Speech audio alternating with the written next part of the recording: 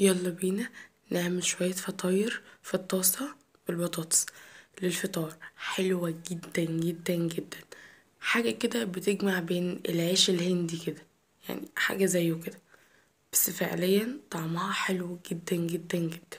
بشوية دقيق بقى وكام حبة بطاطس وشوية خضار هتقدري تعملي أطعم فطاير أو أطعم عيش بطاطس هتاكليه في حياتك. وغير كده هي اقتصادية جدا جدا وطعمها حلو قوي. تقريبا كده يا جماعة شكلها وجمالها وطراوتها بتتكلم، يعني هي بتتكلم عن نفسها. دي تنفع بقى للفطار كده جنب كوباية شاي بلبن. حاجة سناكس كده هتاكليها مثلا عمال أكل يستوي. هتعمليها مثلا، تقدري تعمليها وتحطيها على الرخامة كده في علبة أو في التلاجة. لو الأولاد جم من المدرسة ولسه ما عملتيش الغدا يقدروا كده تديهم كده كل واحد واحدة.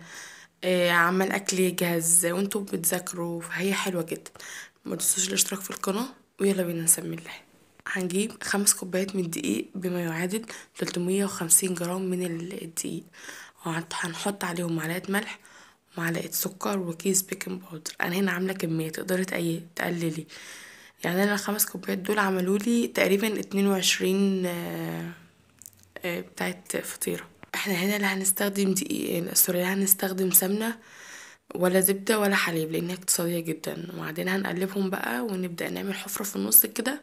ومبدئيا كده هننزل بكوباية مية، تمام، على حسب نوع الدقيق زي ما قلنا.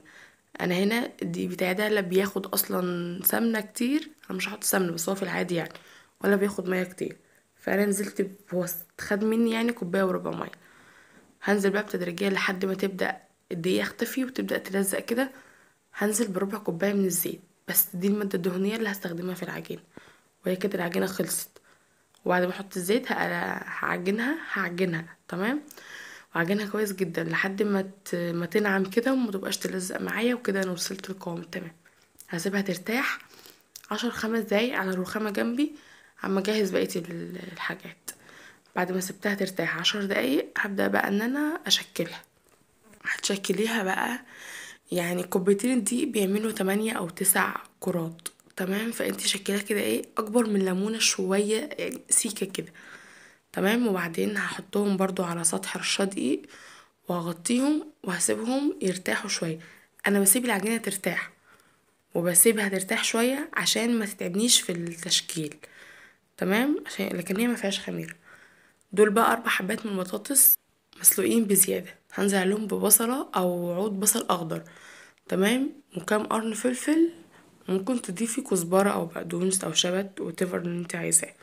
هنزل باي نوع جبنة عندي، انا كان عندي جبنة قريش. تمام، تقدري تحطي جبنة تلاجة، جبنة موتزاريلا، جبنة رومي، اي حاجة، اي نوع متوفر عندك. وهنزل بمعلقة من الكمون ومعلقة من الملح ومعلقة من البابريكي بس، ومعلقة من الكزبرة الناشفة بس. دي البهارات اللي هي هتظبط معايا الوصفة واللي انا محتاجاها بس. تقدر تضيفي اي اضافة تانية انتي حباها whatever اللي انتي عايزاه.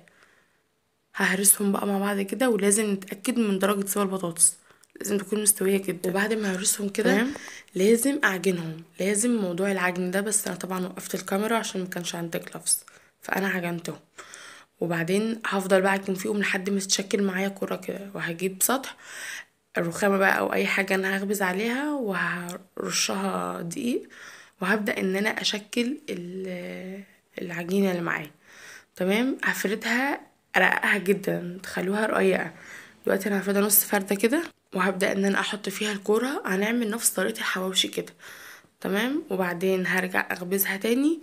وفي المرحلة دي لازم ارققها جدا جدا. انا نسيت بس اقول لكم حاجة. البطاطس والبصل والجبنة وكده انا حط عليهم 3 معالق زيت. تمام، حطيت معاهم 3 معالق زيت. بس الخطوة دي كانت الكاميرا قفلت ساعتها. تمام، وهبدأ ان انا افردها بالطريقة اللي انتوا شايفينها دي. وهبدأ ان انا اكور عجينة البطاطس اللي معايا وهحطها فيها وارجع اقفل تاني وارجع اخبز تاني، نفس طريقة الحواوشي. صدقوني يا جماعة فعليا الوصفة دي طعمها حلو جدا، من احلى الوصفات اللي انا عملتها واللي انا بحب اعملها. طعمها حلو جدا وعجبت الكل. كل اللي دقها عجبته جدا. هجيب بقى طاسة بس تكون ما بتلزقش بس. تمام، هو عادي ممكن تعمليها في ألمونيا عادي، بس دي احسن يعني هتنجز معاكي. هدهنها زيت وهحط فيها الخبز اللي انا عملته ده او العيش اللي انا عملته ده. تمام. وهسيبها مثلا لحد ما تبدأ ان هي تاخد لون من تحت ومن فوق على نار هادية، وبعدين ابقى اعلي براحتي. بس المهم ان هي تستوي الاول وتبدأ ان هي تاخد لون من تحت ومن فوق، وبعدين اقلبها واعلي. بس لازم تكون وانا بخبزها تكون رقيقة، عشان الطحينة دي مش هتطلع طعمها حلو، فلازم ترققيها جدا جدا. الوصفة دي اقتصادية جدا جدا وسهلة، مفيهاش اي تعقيدات او اي حاجة خزعبلية خالص. جربوها. هي كده الوصفة خلصت، وبألف هنا وشفا على اللي هيجربها. بس ما تنسوش تبعتولي تطبيقاتكم على جروبنا على الفيسبوك، وما تنسوش تتابعونا على الانستجرام وتتابعونا على الفيسبوك.